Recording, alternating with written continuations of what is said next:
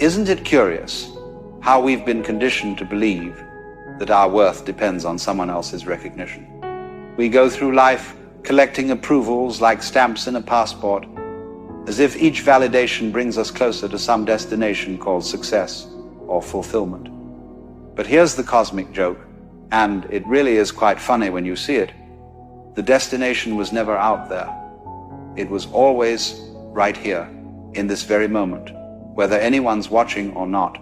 You see, we live in a society that's got it backwards. We think we need someone to complete us, to validate us, to make us real. It's like believing you need a mirror to exist, as if you're not quite there unless someone reflects you back. But the truth, the deep truth that the mystics and sages have always known, is this: you are the witness and the witnessed, the observer and the observed, all at once. When you're walking through that fog with nobody beside you, what's really happening? You're being stripped of all the false supports you've been leaning on. And yes, it feels terrifying at first, doesn't it? Like the ground is falling away beneath your feet. But here's what most people miss. When the ground falls away, you discover you could always fly. You just never tried because you were too busy crawling, too busy looking around for someone to hold your hand. Loneliness, you see, isn't the problem. Loneliness is the teacher. Let me tell you about loneliness for a moment. We treat it like a disease, something to be cured or avoided at all costs. We fill every empty moment with noise, with television, with social gatherings, with anything to escape that awful silence.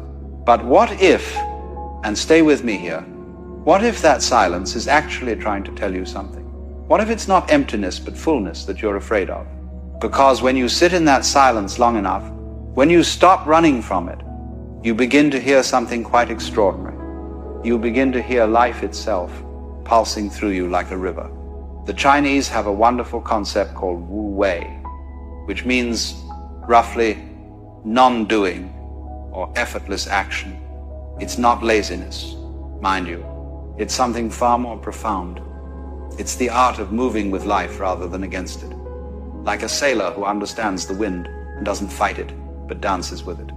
And you can only learn this art when you're alone, when there's nobody to perform for, nobody to impress, because then, and only then, do you stop forcing things and start flowing with them. I'm reminded of a story about a man who spent years climbing a mountain, convinced that at the summit he would find enlightenment, recognition, some great reward for his efforts. He climbed through rain and shine, through doubt and determination. Nobody saw him, nobody cheered, nobody even knew he was climbing. And when he finally reached the top, exhausted and alone, do you know what he found? Nothing. Absolutely nothing, except the view. And in that moment of supreme disappointment, he laughed, because he suddenly realized that the entire point wasn't the summit at all. It was the climbing. Every step, every breath, every moment of effort, that was the reward. He'd been complete all along. You see, we've got this strange idea that life is going somewhere, that we're supposed to arrive at some future moment when everything finally makes sense and everyone finally sees our worth. But life isn't going anywhere. It's already here. It's always been here. You are life, living itself, right now, in this form. Whether or not anyone's paying attention, the question isn't, will someone notice me? The question is, am I noticing myself? Am I paying attention to this miraculous fact of existence? Let's talk about this business of seeking comfort from others. Oh, we're terribly addicted to it, aren't we? Someone doesn't return our call, and we spiral into anxiety. Someone doesn't praise our work, and we question everything. We've made ourselves into emotional beggars, constantly holding out our tin cups, hoping someone will drop a coin of approval into them. But here's what nobody tells you. That cup has a hole in it. No matter how much approval you collect, it drains right out, and you're left empty again. searching for the next fix. The Buddhists talk about tanha, this thirst, this craving that can never be satisfied because we're looking in the wrong direction. We think we need someone else to soothe us, to make us feel okay, to tell us we're good enough. But what if you could be that someone? What if you could place your hand on your own heart and say, I see you, I hear you, you're doing just fine. Not in some narcissistic way, but with genuine compassion for this human being who's trying their best with what they've got. There's a profound maturity that comes when you stop outsourcing your emotional well-being. It's like growing up, really growing up for the first time. Children need constant reassurance from their parents, but adults, true adults, can give themselves that reassurance. They don't need mommy or daddy anymore. Whether in the form of actual parents or romantic partners or friends or bosses, they've become their own parent, their own source of stability. And paradoxically, when you reach that point, your relationships become deeper, more authentic, because you're no longer using people as emotional crutches. You're meeting them as equals, as fellow travelers, not as saviors. When you stop complaining, and I mean really stop, not just suppress it, but transcend the need for it, something shifts in your entire being. Complaining, you see, is a way of avoiding responsibility. It's a way of saying, this situation is doing something to me and I'm helpless. But the truth is, nothing is doing anything to you. Life is happening, certainly, with all its chaos and unpredictability. But your response to it, that's entirely yours. That's your freedom. The ancient Stoics understood this beautifully. Epictetus said, it's not what happens to you, but how you react to it that matters. And Marcus Aurelius wrote, you have power over your mind, not outside events. Realize this, and you will find strength. These weren't just nice philosophical ideas. They were practices, ways of being in the world that transform suffering into strength. When you stop complaining about the rain and start dancing in it, the rain doesn't change, but you do. And that changes everything. Real validation, the kind that actually means something, can only come from within. When you seek it from others, you're giving them power over you. You're saying, you determine my worth, but nobody should have that power over you. Nobody. Not your parents, not your partner, not your boss, not society. Only you can determine your worth, because only you know the full story of your journey, the invisible battles you've fought, the small victories nobody sees. Think of it this way. Imagine you're a gardener tending a garden that nobody ever visits. Would you stop watering the plants? Would you stop pulling the weeds? Would you say, what's the point if nobody sees it? Of course not. You'd continue because the garden itself is the reward. The green shoots pushing through the soil, the flowers opening to the sun, the quiet satisfaction of nurturing life, that's enough. That's more than enough. Your life is that garden. Tend it well, whether or not anyone ever walks through it. When we talk about failure, and oh, how we fear it, we're really talking about our ego's fear of embarrassment. The ego wants to look good, to be seen as successful, to never stumble or fall. But life, in its infinite wisdom, keeps knocking us down. Why? Not to punish us, but to teach us that we're not the ego. We're something far more resilient, far more fundamental. You see, you can't really fail because there's nowhere to fall from and nowhere to fall to. You're already here. You've always been here. Every stumble is just another step in the dance.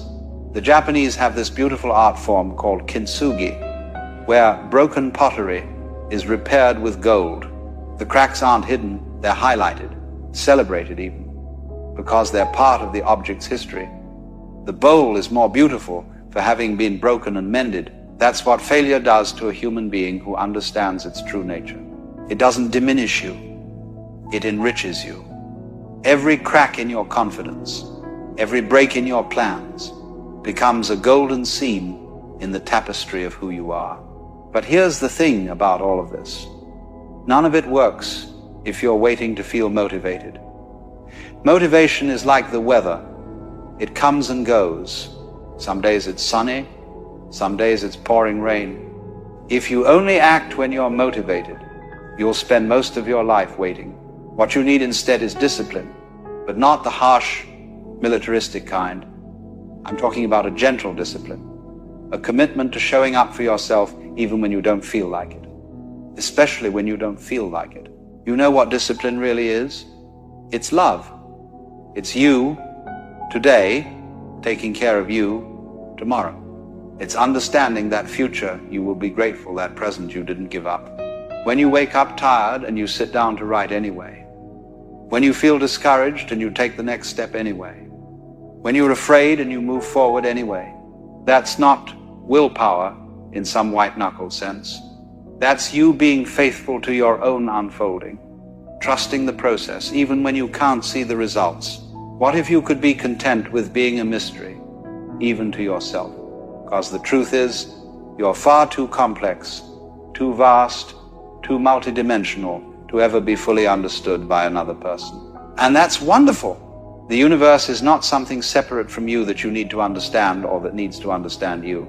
You are the universe, looking out through these particular eyes, thinking these particular thoughts, living this particular life. When you get this, really get it, the whole question of does anyone see me dissolves. Because you see yourself, and that seeing is the universe seeing itself. There's no separation, no gap that needs to be bridged by someone else's recognition. Picture yourself as a wave in the ocean. If the wave goes around asking other waves, do you validate me? Do you think I'm a good wave? Am I waving correctly? It's completely missed the point. The wave doesn't need validation from other waves because it's not separate from them. It's not even separate from the ocean. It is the ocean, temporarily taking this form we call wave. And when it crashes on the shore, it doesn't die, it returns to what it always was. You are that wave, and the ocean is this vast, inexhaustible life force that's animating everything. The trees, the stars, the person sitting next to you, and yes, you too.